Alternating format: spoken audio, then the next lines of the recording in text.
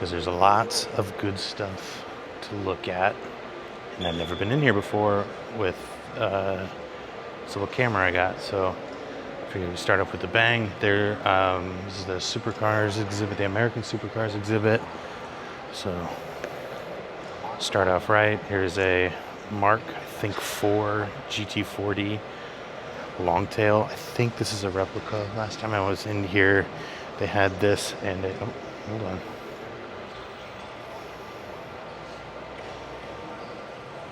Sorry, I'm reading. It says it's a 67 Ford GT40. Last time I was in here, there was one of these, but it didn't have like all the rock chips and stuff in front. And it said it was a replica on the plaque, but I wonder if this actually might be a real one, because I know they've been changing out some of the stuff in this exhibit over the last few months. If this is a real one, my God, you're looking at like 10 million plus or something. Wild.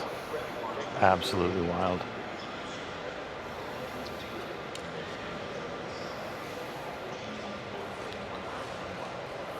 I was gonna say Cunningham when I came over here, but this is called a 1958 Scarab Mark II. Sitting next to a Shelby Cobra, of course.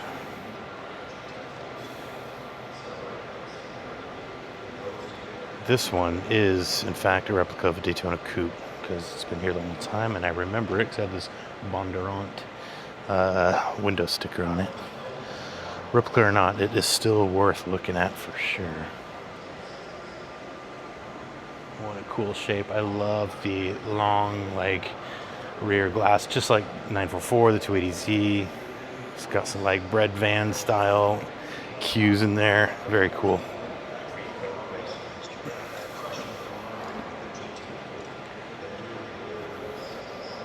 All right, this is kind of the featured car of this whole exhibit is the Oldsmobile Aerotech, which is like a land speed record car back in the 90s.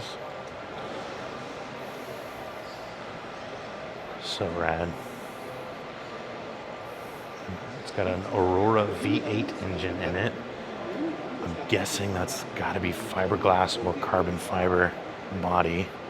I don't know about the early 90s though. That was kind of when that stuff was just starting to get going. But look how long tail this. Look at that. That is crazy. And then, of course, we have a Vector of all things. This is new since the last time I was here. This looks different than the two Vectors I know of. There's that one, the early one. I don't know the submodel designations. But then there was the like second generation one, but it didn't have this big like side intake. And I feel like this is more squared off than the ones I've seen. So this might be some kind of like, I don't know, like high downforce spec of the second gen Vector, but they only made like a couple of them, so I can't imagine. Oh my gosh, look at in there. Look at that gauge cluster. That is wild. That's crazy. You don't see a Vector every day, that's for sure. First gen Viper GT, or first or second gen Viper. It's the coupe. Oh, Shelby Series 1. This is another one you never see on ever. That is crazy. That's cool. Full carbon fiber body, it says. My goodness. I mean, this is so close. This, like, I can see why they put it next to the Viper. They're like cut from the same cloth, basically. All right. Too much stuff to see, so I gotta go through this fairly quickly. Oh, this is that thing that they had last time. They revealed it. I think this is the C8. Yeah, the C8 prototype. They used a Holden front end and kind of like a Frankenstein of body panels and stuff to test the mid-engine Corvette. The Holden Ute, I think. And then behind there is probably the whatever crazy V8 that they had in the, I don't know, Corvettes, I'm sorry. Let me come over here and take a look at they had a red with white stripe Ford GT here last time. They swapped it out with this Heritage Edition. Not a huge fan of the livery. I'd rather see a clean car with stripes, but still looks great. Undeniable. All right. I'm also a little bit worried about battery life on this camera, so it's getting down to like 30%. So I don't want to linger on every car. So I'll move quickly here. All right, see you down to the next level. Assuming most folks here aren't going to be that interested in like brass era cars. I mean, they're undeniably cool. I can't be into everything, so I'm just going to breeze through here, but I didn't want to like fully skip it. This Rolls Royce with the, oh my gosh, Spirit of Ecstasy. That's what, I was going to say some Wraith, flying Wraith or something, but it is not that. It's the Spirit of Ecstasy. Duesenberg. So impressive. Look at that. I love this, the side mirrors that are strapped to the spares on these older cars.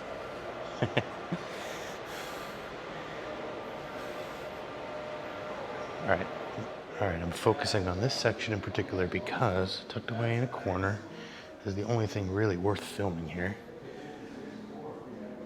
This should have a spot front and center up top. American Supercar for sure, right?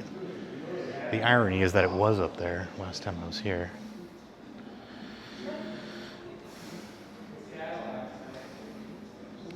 Someday, man.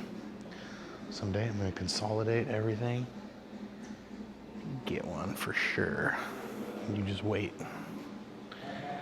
until this YouTube channel starts having 1 million subscribers, right?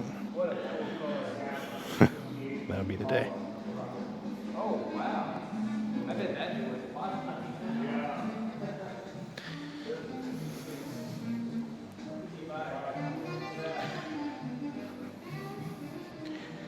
Don't really have a whole lot of commentary on these.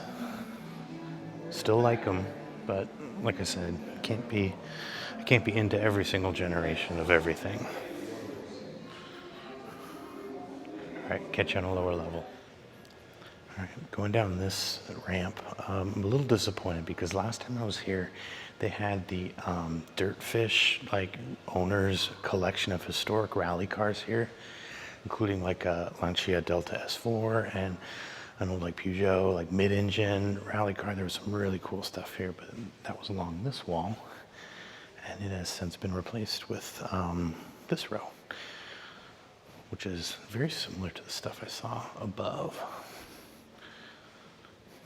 Ooh, 1947 Bentley Mark VI.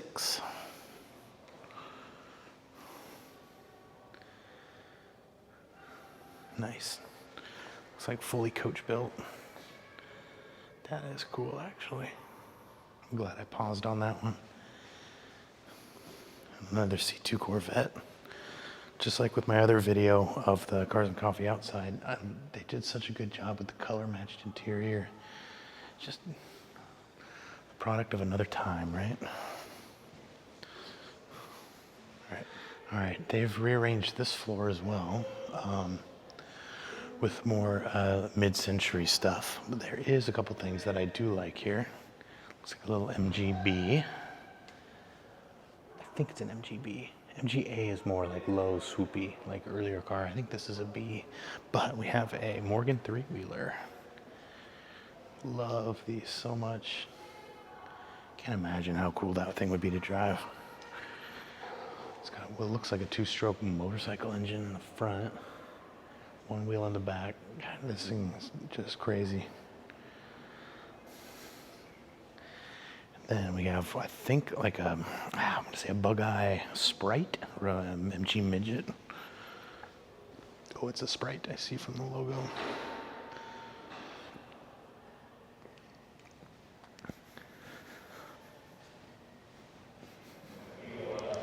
All right, there's a few things here to talk about. Old 69 Camaro.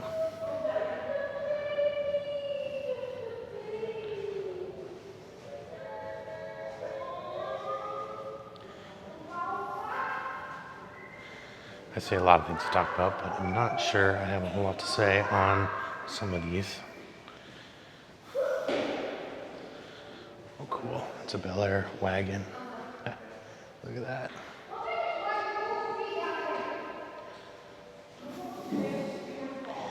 Nice, and we have a bus. There you go. If I'm honest, I don't like the color matched bumper and the logo. If those things were chrome or even like brushed, that would look, even like this color, this kind of dull brushed aluminum, that would look pretty sweet. Same with the roof rack. Still great, but you know. C1 Corvette. Oh yeah, look at that, like metallic teal blue. Yeah, that looks so cool. All right, this is the bottom level. More cars that I know and can at least kind of speak about. An old Pontiac Solstice. That's pretty crazy.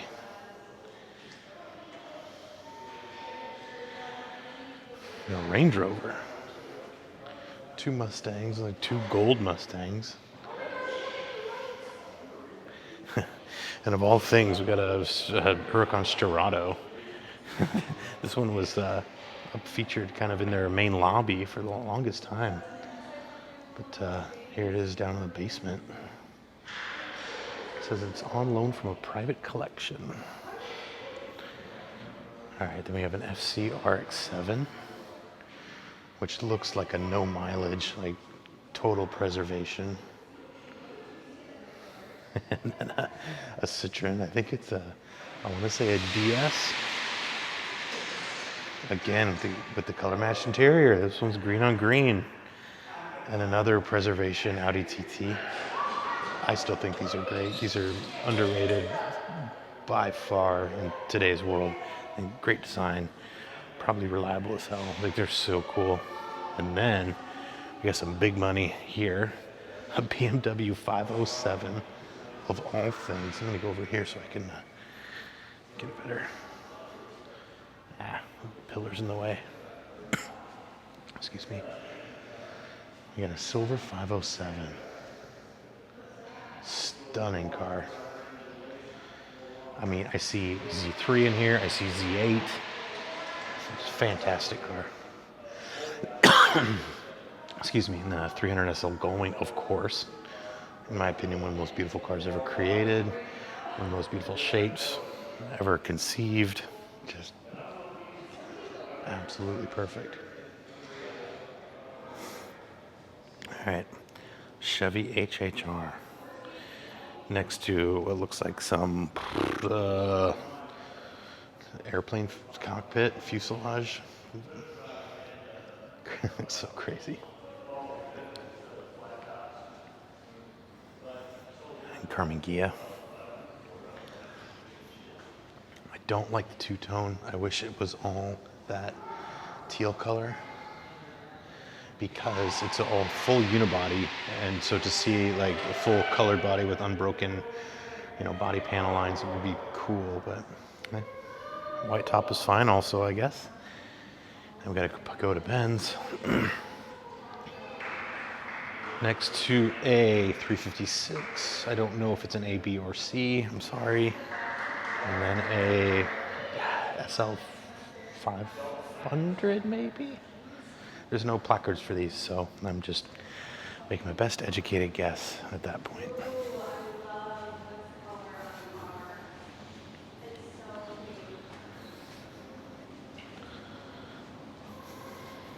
All right, there's some interesting stuff here. Some little sprint race cars here. It would be fun to drive these, I think. 1949, that's crazy. And then this is a little like, Formula 3 or whatever car from the 60s. Almost looks like what inspired the Caterham or something like that, or the Lotus 7 even. And we got some like Trans Am cars here.